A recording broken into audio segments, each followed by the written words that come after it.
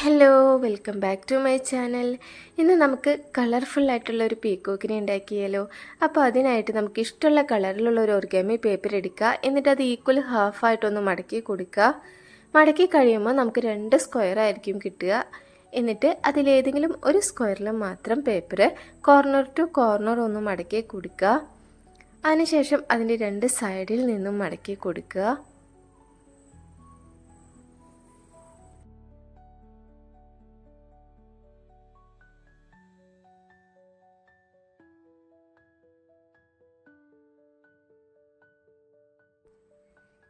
ഈ ഒരു രീതിയിലായിരിക്കും നമുക്കിപ്പോൾ കിട്ടുക.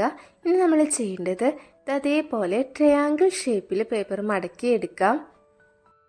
ഇനി അതിൻ്റെ ഏതെങ്കിലും ഒരു സൈഡിൽ നിന്നായിട്ട് സെൻറ്ററിലേക്ക് മടക്കി കൊടുക്കാം. മടക്കിയതിന് ശേഷം ആ ഭാഗം ഒന്ന് നിവർത്തി ഈ ഒരു രീതിയിൽ പേപ്പർ മടക്കിയെടുക്കാം. അപ്പോൾ നമുക്ക് ഈ ഒരു ഷേപ്പിലായിരിക്കും കിട്ടിയിട്ടുണ്ടായിരിക്കുക. ഇനി അതിൻ്റെ 2 സൈഡിൽ നിന്നുമായിട്ട് സെൻറ്ററിലേക്ക് ഇതേപോലെ മടക്കിയെടുക്കാം. ഇനി മടക്കിയ ഭാഗങ്ങൾ നിവർത്തി കൊടുക്കാം. എന്നിട്ട് അതിൻ്റെ ഉള്ളിലേക്ക് സൈഡുകൾ അതേപോലെ ഇങ്ങനെ മടക്കി കൊടുക്കാം.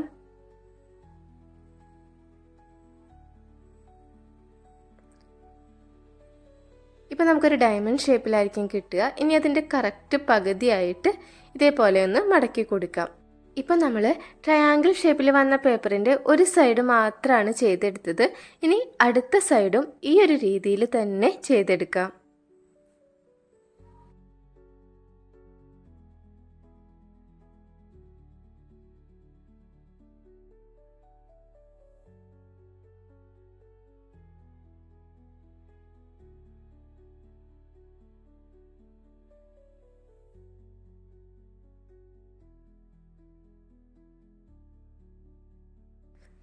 രണ്ട് സൈഡും മടക്കി കഴിയുമ്പോൾ നമുക്ക് ഈ ഒരു രീതിയിലായിരിക്കും കിട്ടുക. ഇനി നമുക്ക് അതിൻ്റെ 2 സൈഡും ഇതേപോലെ ഒന്ന് നിവർത്തി കൊടുക്കുമ്പോൾ സെൻറ്ററിൽ ഒരു കോൺ പോലെ കുറച്ച് ഷാർപ്പനായിട്ട് വരും. അപ്പോൾ ആ ഭാഗം നമ്മൾ ഉള്ളിലേക്കായിട്ട് ഇതേപോലെ ഒന്ന് മടക്കി കൊടുക്കാം. ഇനി അതിന് തൊട്ട് മുകളിലായിട്ട് കാണുന്ന ഈ 2 ഭാഗങ്ങൾ അതായത് സൈഡുകളിലേക്കായിട്ട് മടക്കി കൊടുക്കുക. മടക്കി കഴിയുമ്പോൾ ആ പേപ്പർ നിവർത്തിയിട്ട് മടക്കി വീണ ഭാഗം ഉള്ളിലേക്കായി വെച്ച് നന്നായിട്ടൊന്ന് പ്രസ് ചെയ്ത് കൊടുക്കാം. ആദ്യം എടുത്ത പേപ്പറിൻ്റെ ഒരു ഹാഫ് പോർഷൻ മാത്രമാണ് നമ്മൾ ചെയ്തെടുത്തിട്ടുള്ളത്. ഇനി അടുത്ത ഹാഫാണ് നമ്മൾ ചെയ്യാൻ പോകുന്നത്. അപ്പോൾ അതിനായിട്ട് ഇതേപോലെ ഒന്ന് ആദ്യം മടക്കി കൊടുക്കാം. മടക്കി കഴിഞ്ഞതിന് ശേഷം ആ ഭാഗം ഒന്ന് നിവർത്തി കൊടുക്കുക. എന്നിട്ട് അതിൻ്റെ 2 സൈഡിൽ നിന്നുമായിട്ട് സെൻറ്ററിലോട്ട് മടക്കി കൊടുക്കാം.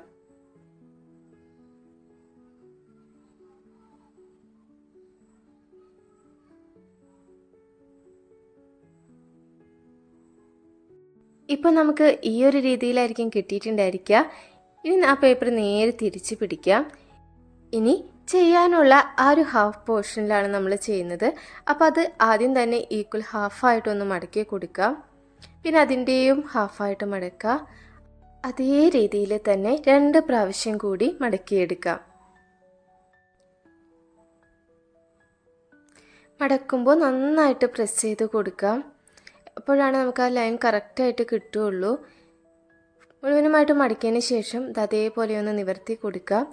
ഇനി അതിൻ്റെ ഏറ്റവും ഫസ്റ്റ് കാണുന്ന ലൈനിൽ നിന്ന് താഴോട്ടേക്കായിട്ട് അതേപോലെ 2 സൈഡിൽ നിന്നും ഒന്ന് മടക്കി കൊടുക്കുക. ഇനി മടക്ക് വീണ ആ ഭാഗങ്ങളിലൂടെ താഴേന്ന് മുകളിലേക്കായിട്ട് അങ്ങോട്ടും ഇങ്ങോട്ടും ഒക്കെ ആയിട്ട് പേപ്പർ അതേ രീതിയിൽ മടക്കിയെടുക്കാം.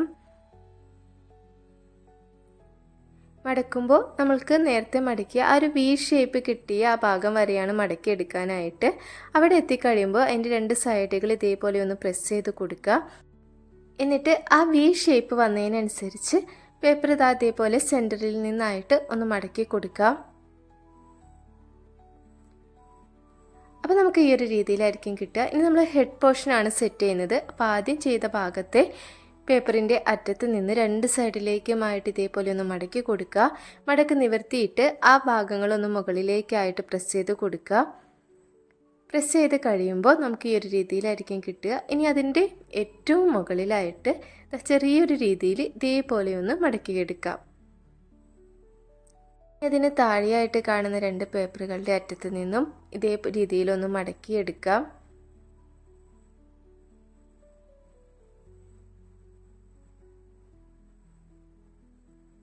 ഇനി നമ്മൾ മയിലിൻ്റെ പീലിയാണ് സെറ്റ് ചെയ്യുന്നത്.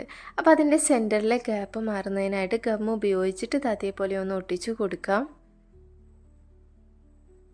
അപ്പോൾ ഈസി ആയിട്ട് ഉണ്ടാക്കാൻ പറ്റുന്ന ഈ ഒരു പീക്കോക്കിനെ ഇഷ്ടപ്പെട്ടാൽ വീഡിയോ ലൈക്ക് ചെയ്യാനും കമൻറ്റ് ചെയ്യാനും സബ്സ്ക്രൈബ് ചെയ്യാത്തവരുണ്ടെങ്കിൽ സബ്സ്ക്രൈബ് ചെയ്യാനും ഒന്നും മറക്കണ്ട കേട്ടോ.